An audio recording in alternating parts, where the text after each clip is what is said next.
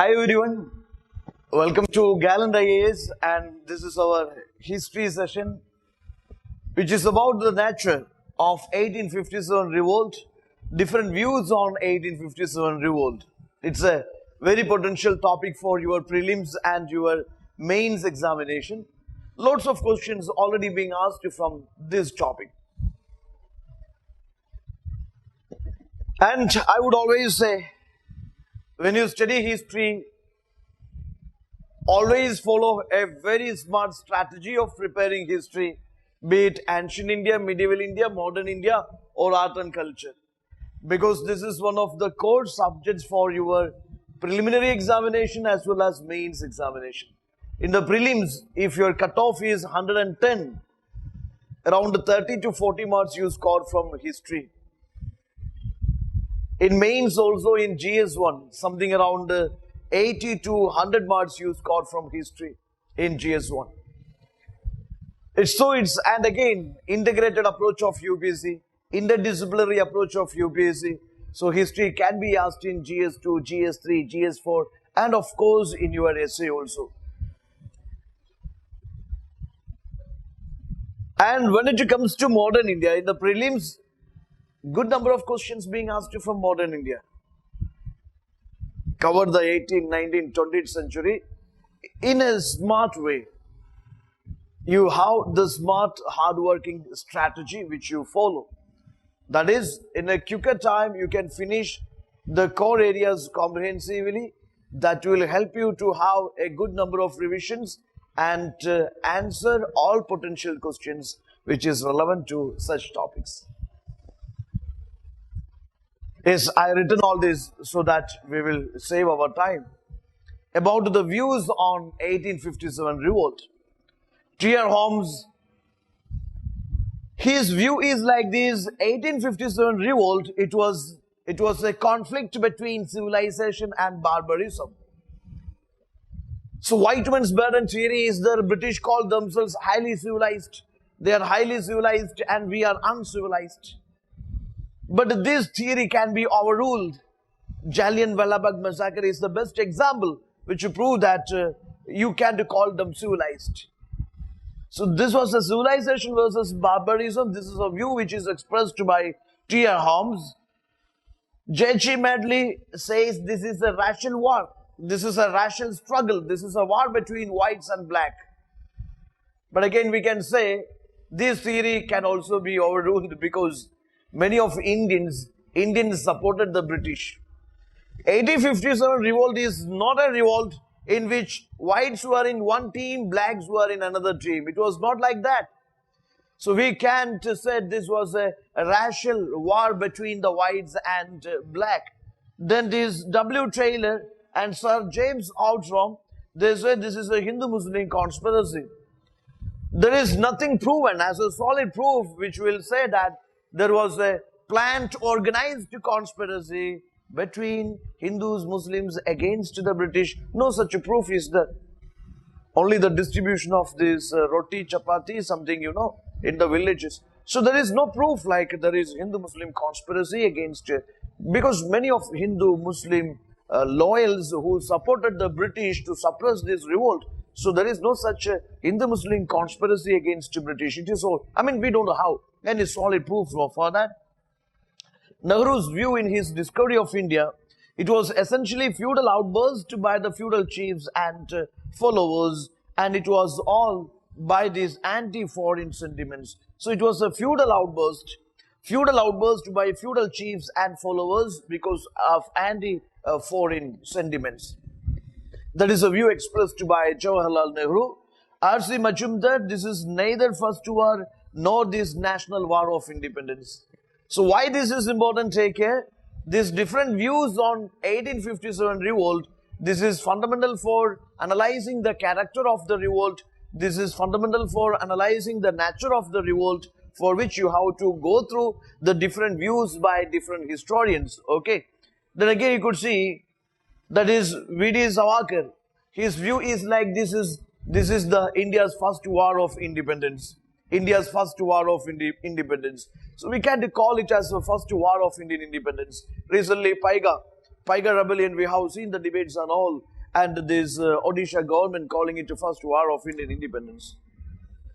Then southern historians say the South Indian rebellions like Divan Veluthumbi's revolt against the British first war of Indian independence. But when you say it is first war of Indian independence, it has to satisfy some criteria. For example, yes, it should have a national goal, independence goal, or a pan-India, or all India participation should be there. Different social classes, different communal classes must participate. It must have a national agenda, national propaganda. It must have national leadership, national level organization, national level mass mobilization. All these things must be there. But in 1857, we shall say, it was concentrated in some areas of India. Some areas of India was totally silent, and also the participation was limited to some social classes only. Then Benjamin Disraeli calls it is national rising. John Seeley calls it is Sepoy mutiny. R.C. Majumdar, John Seeley shared the same view. So there are different views you have to understand. Sometimes UPSC will ask this in the question, in the prelims also. For example, which of the following historians described this as a racial war of independence? Or this is a racial war between whites and black. Or this Hindu-Muslim conspiracy is the view on 1857 revolt, which is expressed by which of these following historians? Or they can ask the question, like for example, Jawaharlal Nehru in his Discovery of India, how he described this 1857 revolt. Or this T.R. Holmes and his observation on this 1857 revolt. Or how this James Outram or this W. Taylor, they described this 1857 revolt. So just go through these views. There are different books. Sometimes UPSC in the prelims ask the different works on 1857 revolt. Some of them, Civil Rebellion in the Indian Mutinies, which is by S.B. Chowdhury. 1857, which is by S.N. Sen. The Indian War of Independence, which is by V.D. Savarkar. The First Indian War of Independence, which is by 1857-59, which is by Karl Marx. So there are so many books also written on this 1857 revolt. When you study this, focus on the causes of 1857 revolt. Its socio-political, economic, cultural causes are there. Then obviously, the different events which led to this 1857 revolt, the main leaders, major senders of 1857 revolt, main features of 1857 revolt, or the nature of 1857 revolt, and the reason for its failure and its outcome. For example, Hindu-Muslim unity was reflected like anything. Patriotism. The patriotism was reflected like anything. Also, it was an eye-opener for the British and the rule in India. The changes happened after this. For example, Government of India Act 1858.